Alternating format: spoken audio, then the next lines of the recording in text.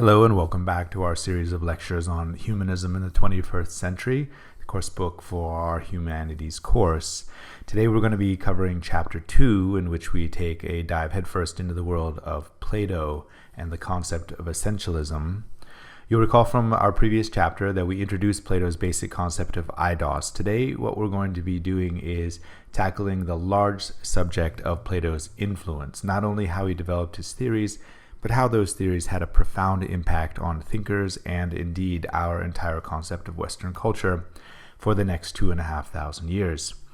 Those changes are going to be complex and interesting to follow because the really useful or valuable thing about Plato is how such a simple idea, the concept of identity, the fact that something to us looks like something over time in a consistent way.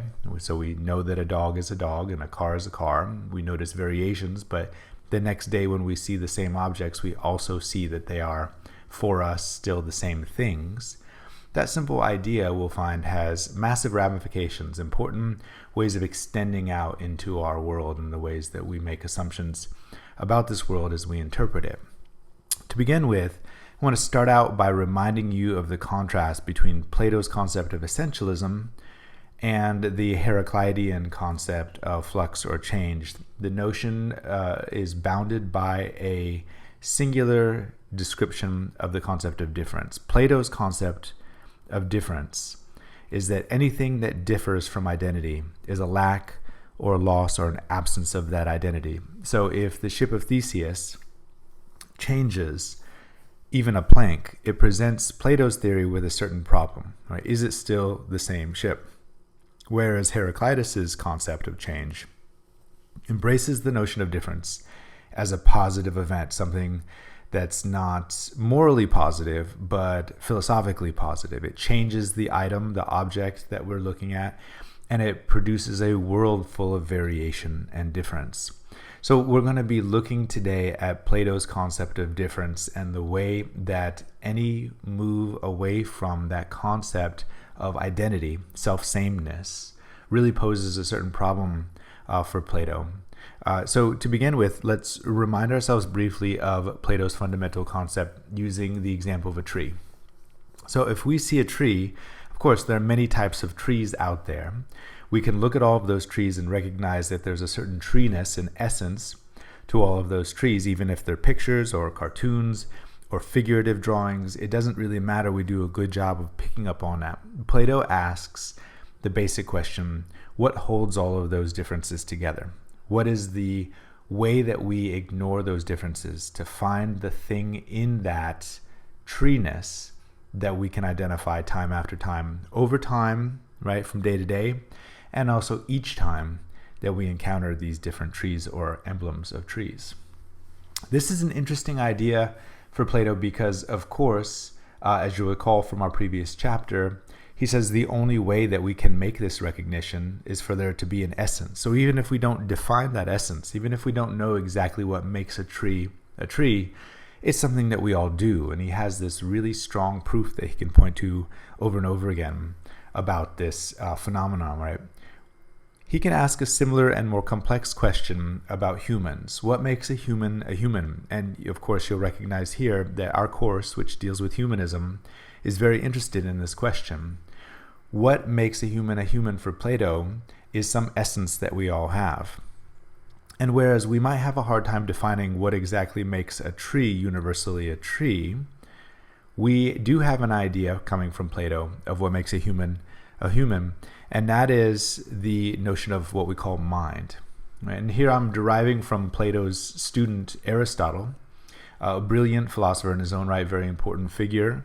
And if you look at the pyramid down here, what we see is that we humans have all of the same attributes as plants, which is the nutritive part at the bottom.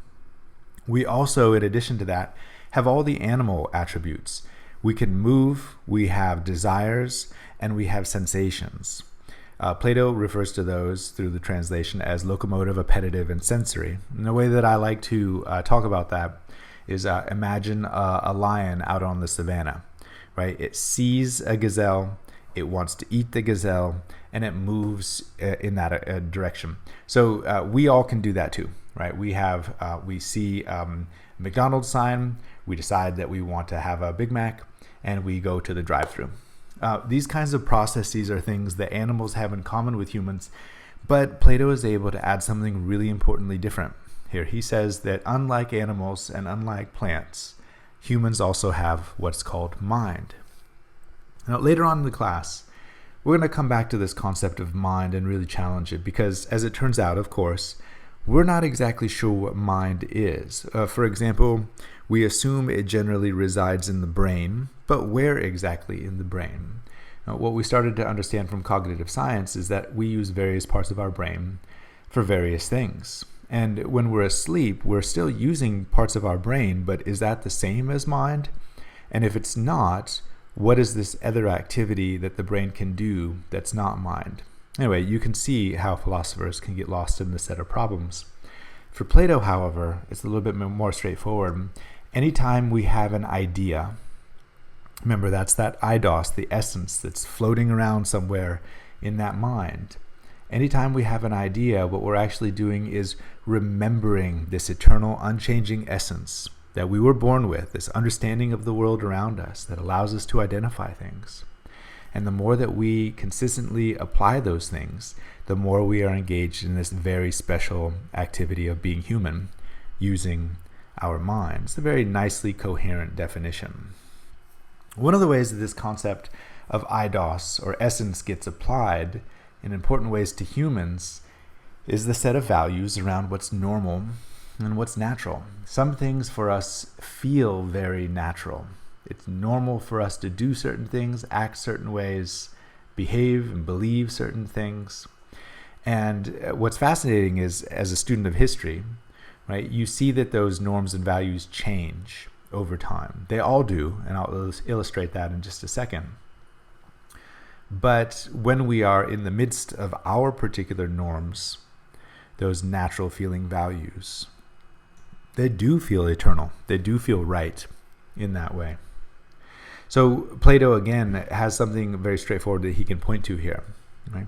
If, on the other hand, we turn to history, what we see is that our concepts of what it means to be a person and how you act as a person does indeed change radically. If we take two examples briefly here of countries, England and France, which are very close to each other. Both of them are considered part of Western Europe. Both of them participate in the larger cultural assumptions of the West that I mentioned in the last class. Both of them had monarchies, and the monarchs that I'm picking here actually lived very close together as well, within a century of each other. What's remarkable, though, is that if you look at them, they seem both strange to each other and strange to us. Right? So if we start with Queen Elizabeth, probably the greatest monarch in England here in the 16th century, the late 1500s, we see a number of things that to us seem a bit strange. Her clothing, nobody wears clothing like that anymore. The amount of pearls or jewelry that she has is almost bizarrely ostentatious, right? Again, costumey. And she has a white paint on her face that was very much popular at that time. That was actually a lead-based paint, which means that it damaged her skin over her life. So she had to wear that more and more to actually hide the terrible damage to her skin. We know now that lead is poisonous, but at the time they had no idea. So this ended up having quite a dramatic effect. Right? So everything from her collar and her clothing to the makeup that she wears and the way that she's posing here, all of that strikes us today as a bit strange.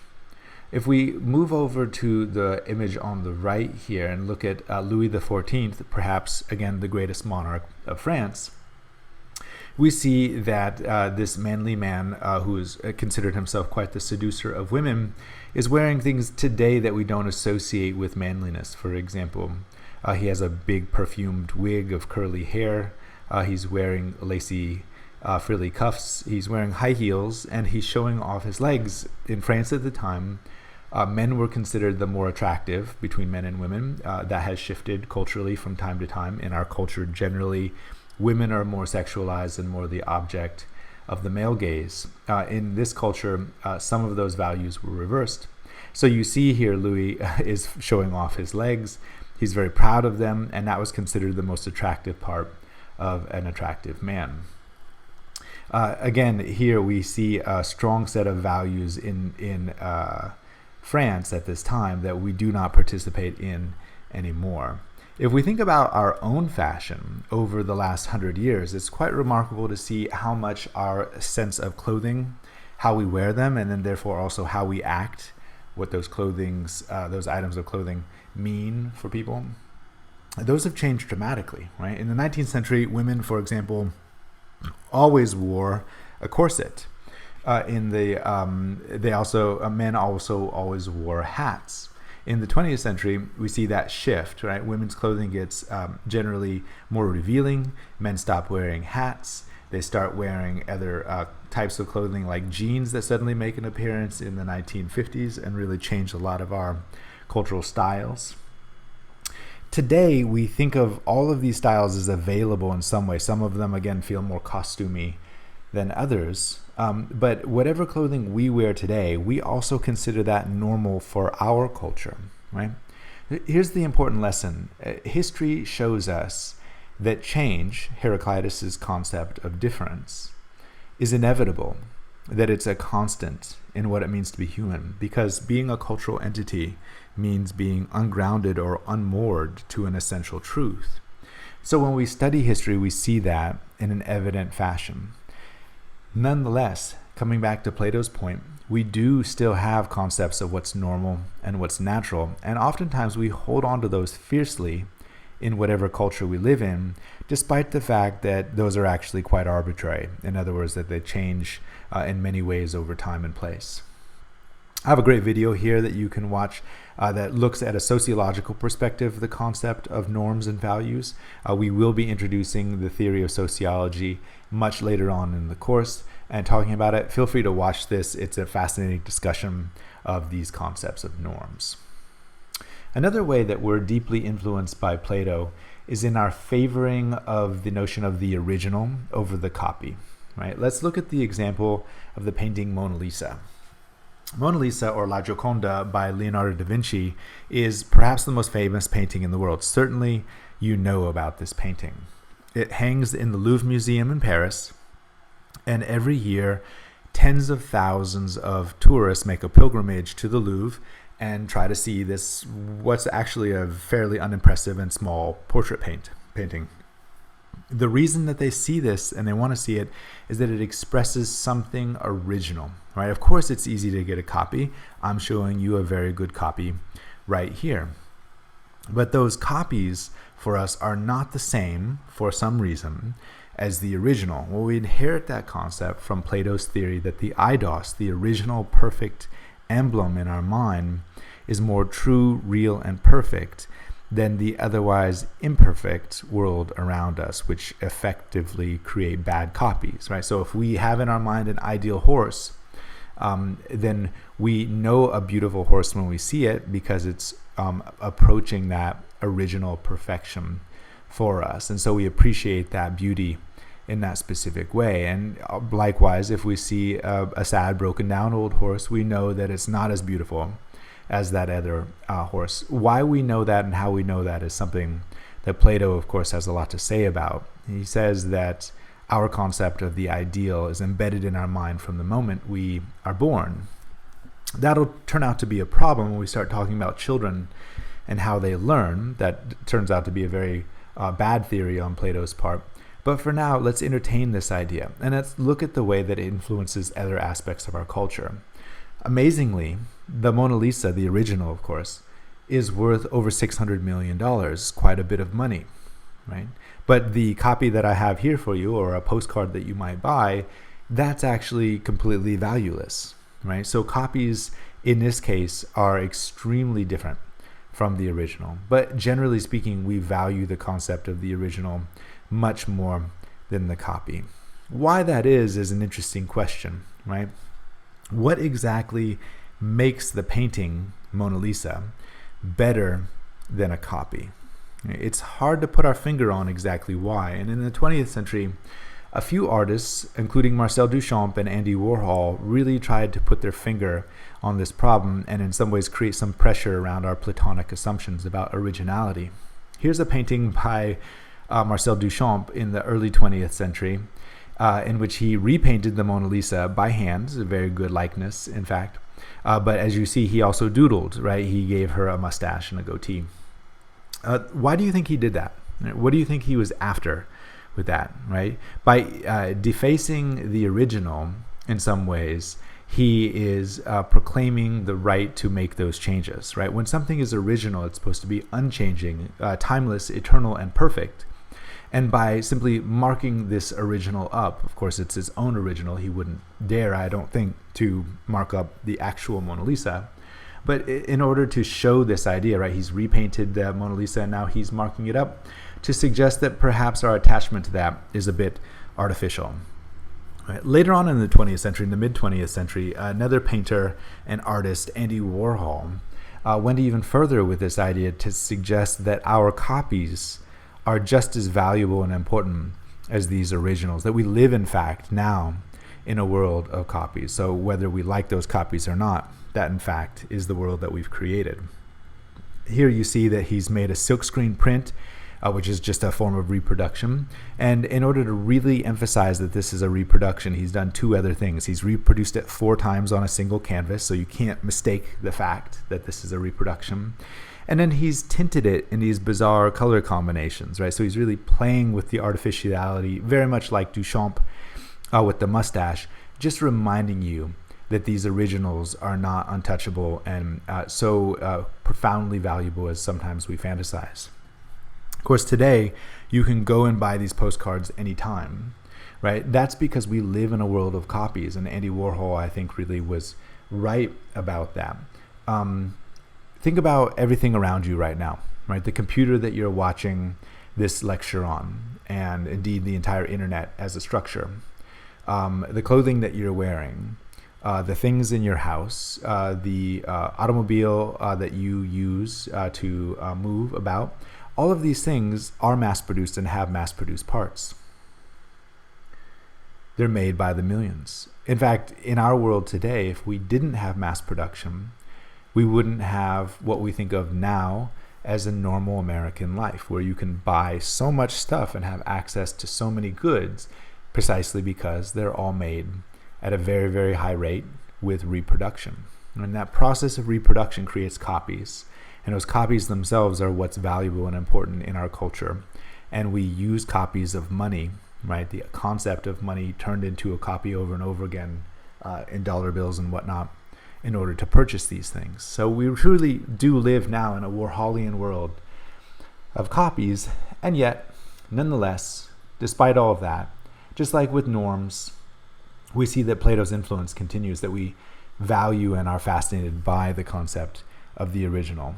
Right? We can see this, for example, in the question of whether or not somebody has ideal beauty. Right? The Mona Lisa is an interesting painting because she was considered beautiful at the time.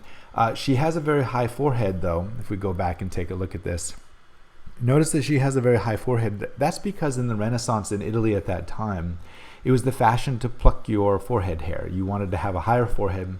And so just like we remanufacture our bodies today, according to certain ideals, right? Those concepts in the Renaissance were that you would depilate, pull out the hair on your forehead. We do that sometimes with various aspects of our hair on our bodies. And also, of course, we change ourselves more dramatically with things like plastic surgery today. These are all variations on the same thing. The clothing that we wear, the makeup that we wear, etc. These oftentimes are guided by concepts of beauty. For Plato, you'll recall, beauty must be universal because it's an expression of the proximity to the eidos, to the original idea in our minds. That's the ideal idea. This, of course, has had damaging effects for our culture. If you grow up around a Barbie, then perhaps you think that that's a normal way of developing concepts of beauty, but nobody actually looks like this doll, right? And even further than that, who's to say that, for example, blue eyes are particularly more beautiful than brown or green or another shade of eye color? Well, generally speaking, we have people that we call models who correspond to some concept of ideal beauty, I think about even that word model, right, really refers back to Plato's concept of originality, the thing that we all base ourselves on.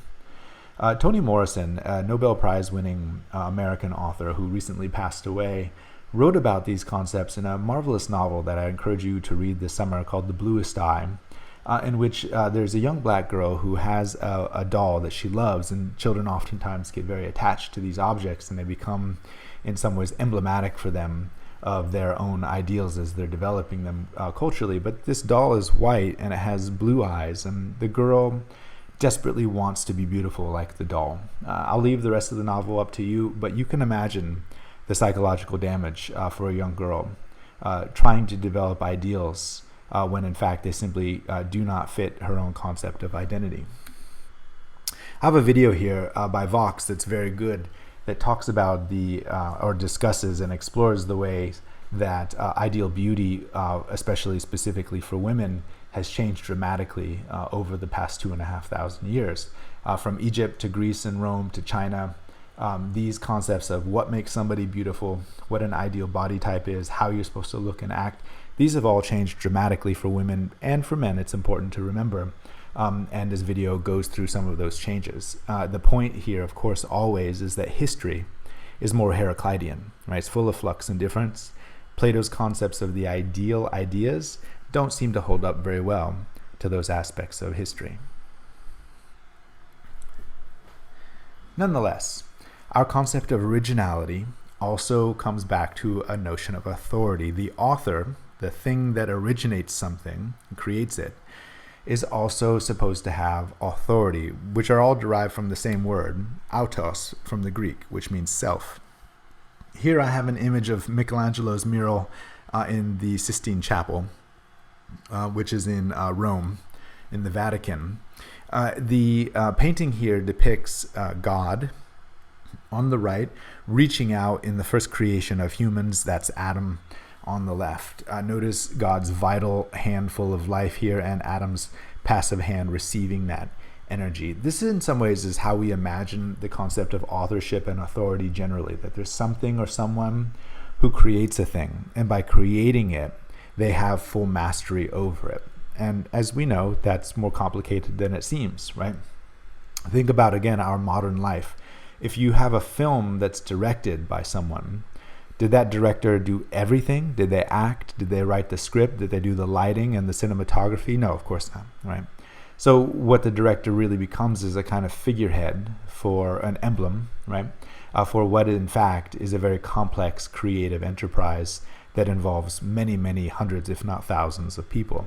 Well, we can simplify this a little bit if we think about a novel. If we assume that a book is written by one person, and we say that person is the author, right?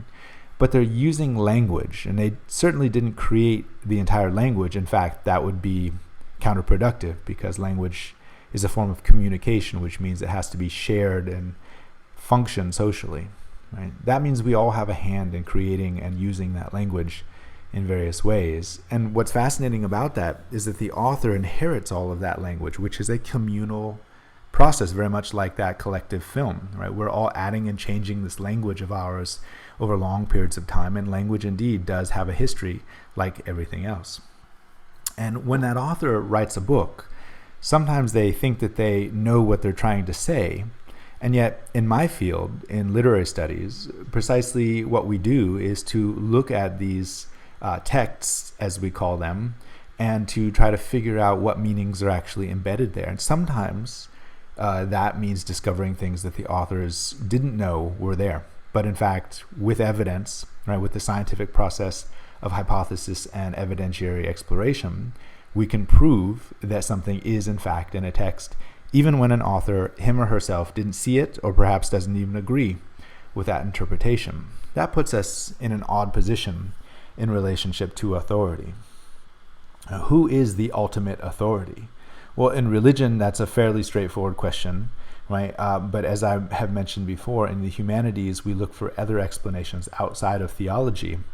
And the problem that has been posed starting in the 20th century is that the creativity that we think of in relation to authorship, whether that's technology or in the world of the arts, or anything else, that actually presents us with a problem. Does that creativity grant authority? And if it doesn't, if somebody can create a thing and not have total control over it, how it's used and what happens with it, then who exactly is in charge? Right? For Plato, it's a fairly straightforward structure. Whoever creates a thing, the origin, right, that is the authority. But in modern life, we found that actually is not a unidirectional process.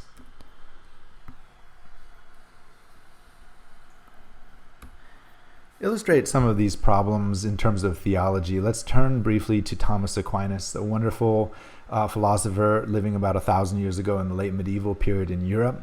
And he attempted to logically prove the existence of God. And he did so using Plato's theories. He has 5 different proofs, all of which boil down to this concept that the point of origin is the point of authority, right?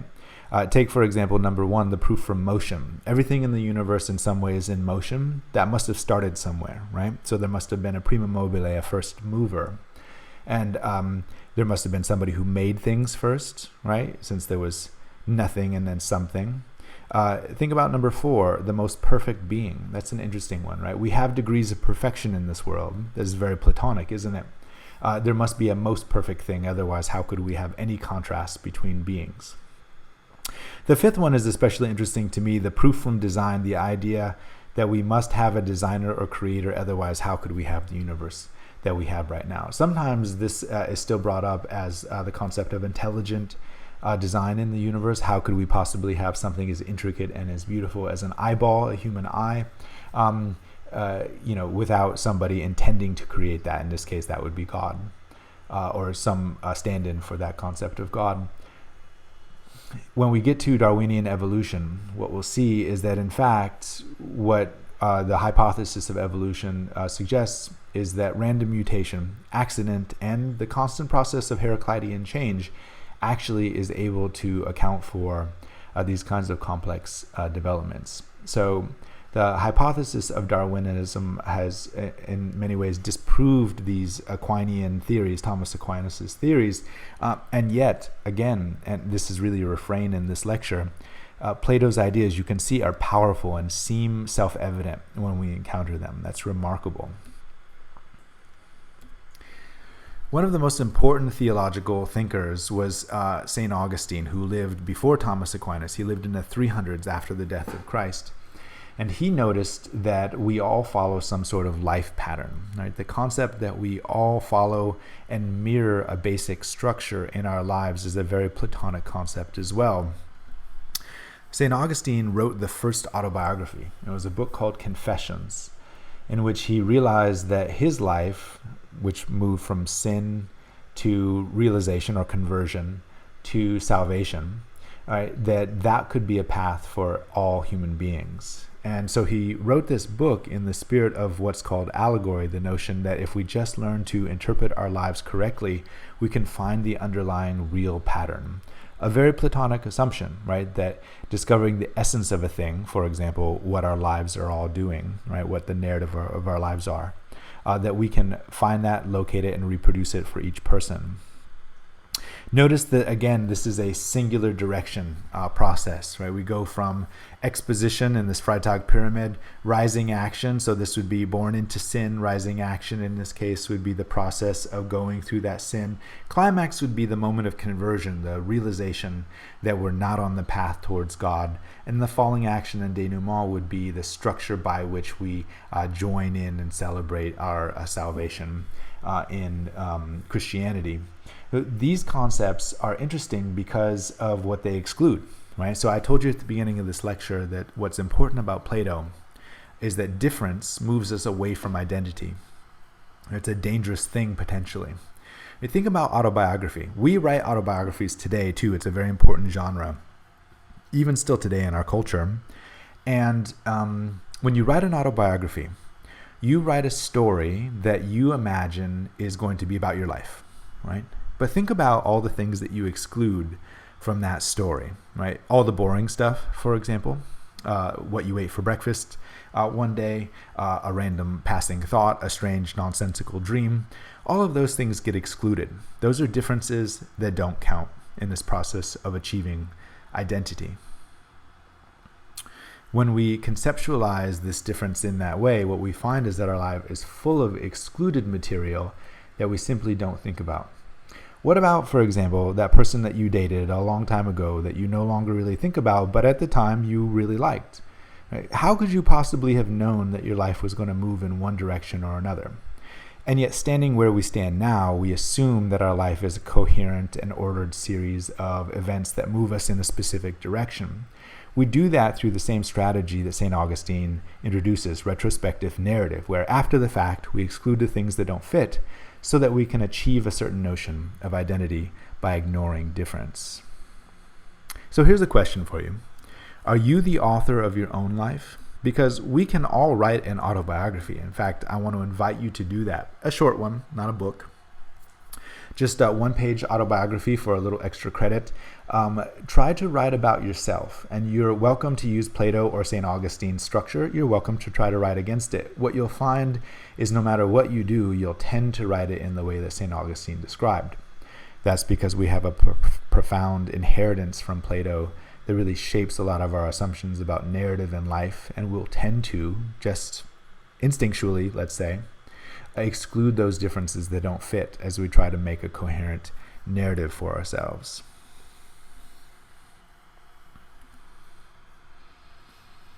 All right, another part of Plato's profound influence is the concept of what comes to be called forensic identity. And this is a notion that's derived from John Locke. I suggest strongly that you watch this video to try to understand the philosopher John Locke, who is one of the most important philosophers of early modernity in the 18th century. His ideas were formative of American democracy, among other things. But he asked a basic question: how do we know that we are ourselves? Right, in traditional Christianity, that was dealt with through resurrection, that you had bodily integrity. You were the same, self-same, over an infinite amount of time.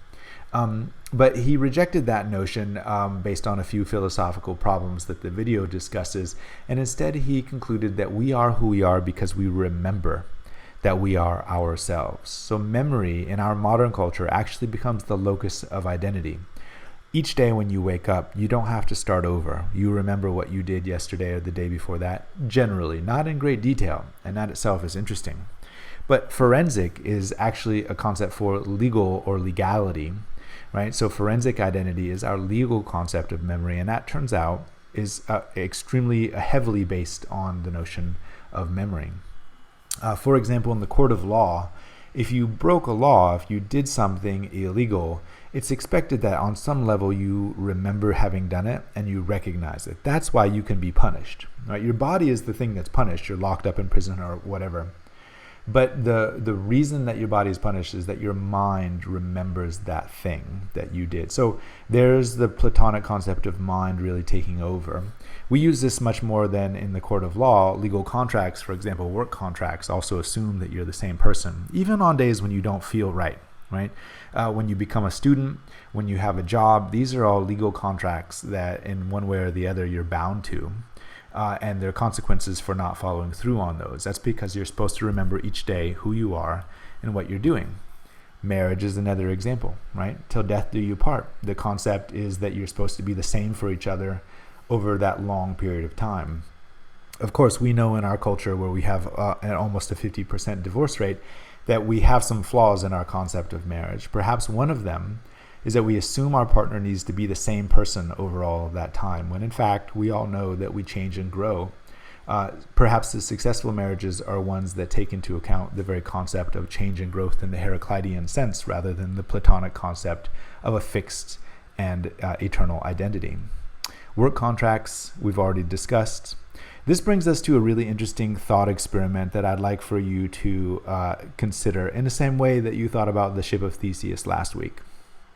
This one also refers to something in classical antiquity derived from the Odyssey written by Homer, one of the great early poems of Western culture.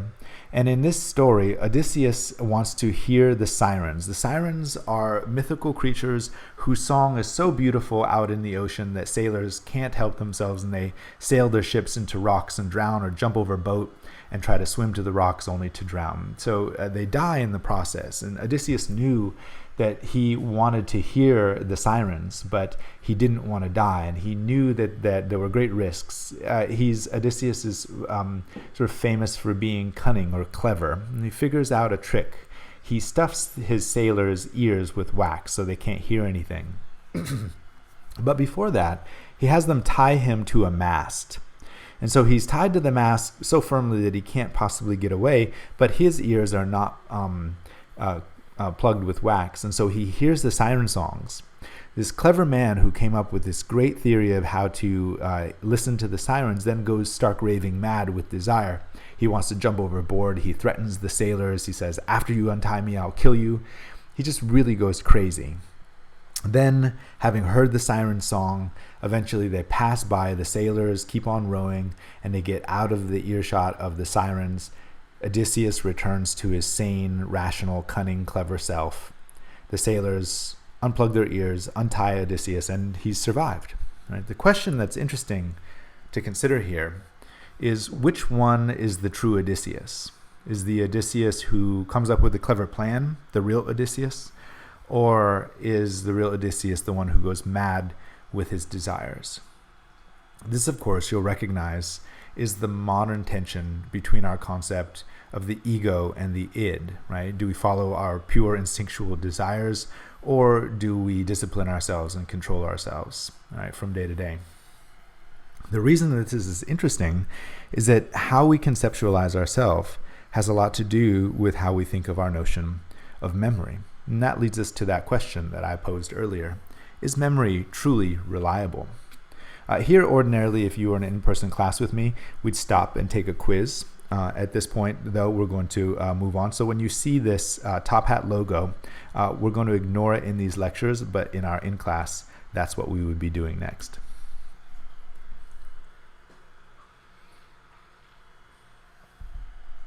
Okay, the last big concept from Plato's philosophy that I want to introduce today is called teleology. It comes from the word telos in Greek, which means a goal or an origin. And one of Plato's assumptions is that because identity is fixed and constant over time, that regardless of those superficial changes, essence continues. One of the easiest ways to describe the concept of teleology is that if you have an acorn in your hand, you know that if you plant it and water it, it's supposed to become an oak tree. Right? So we can say the telos, the teleology of the acorn, is to become the oak tree. You'll notice that the concept of autobiography that we introduced earlier is similarly structured with teleology. You're supposed to be becoming yourself over your life. So if we read the autobiography of LeBron James, we see that he struggled, where he grew up in poverty, he worked really hard, and then eventually he had his conversion moment. Of course, not to Christianity, but his conversion to his realization of who he truly was and his role in his life, which includes basketball and social service. And those concepts follow, of course, perfectly St. Augustine's concept, without the religion, of course, but the concept of autobiography that St. Augustine laid out for us. That also is a teleological notion, right? The assumption that LeBron James was heading towards basketball stardom all along is not a realistic concept. But after the fact, we can say, yes, he was destined teleologically to become one of the great NBA players. If we want to challenge this concept, though, we can start to wonder about how teleology actually works in our daily life. Because as it turns out, if things are supposed to be moving in a consistent and coherent manner, we're very bad at predicting the future, right? If things are supposed to be so coherent, why is it that these are such difficulties for us? For example, why are we unable to imagine our own death, right? On the one hand, we assume that our life is moving in some sort of direction. On the other hand, we have no idea what that actual origin or endpoint or goal would be, right? What the telos would be from birth all the way to death. That's unimaginable for us, and we are well aware of that. It shapes many aspects of our life. Think about how many supercomputers and super geniuses are involved in trying to predict the stock market in order to make money. Well, we're all very bad at predicting the stock market. That's because precisely there is no teleology.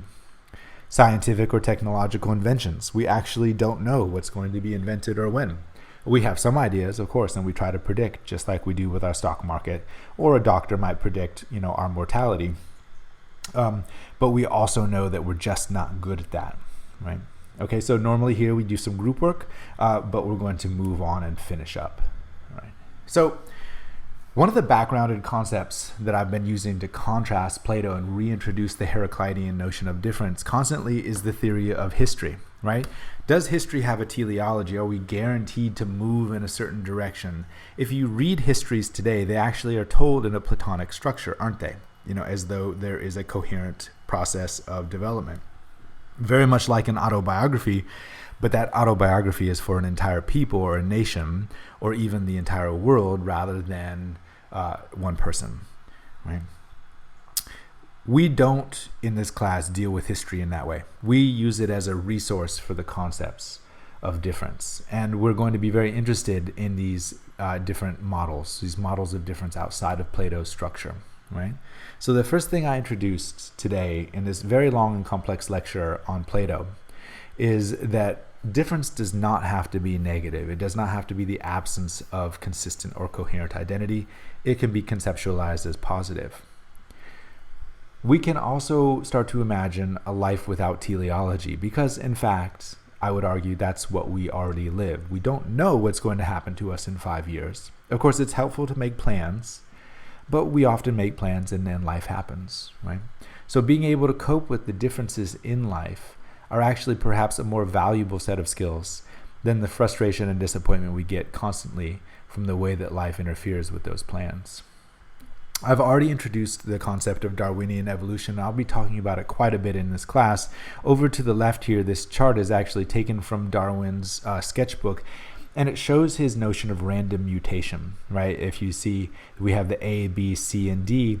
The different species that originate from these mutations are not planned, and they're not linear, right? Sometimes you see a chart of human development that shows us moving from apes to human, or chimpanzees to apes to humans. That process is really not how evolution works. It's not linear and it's not certain. There's no one in charge, and it could have gone many other ways. In fact, it has, because we have many simian relatives, right? So other things besides chimpanzees that are close to us that have created species in their own right genetically, right? Another thing that we challenged in today's discussion is the notion that originals are the best, right? This is very important for Plato, this concept of eidos, but perhaps copies are worth considering, as Andy Warhol would argue, right?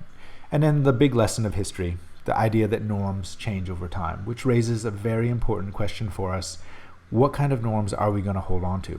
If our norms do change over time, and we're not bound to any particular norms as though they're universal and true for all time, which ones are we going to choose and why?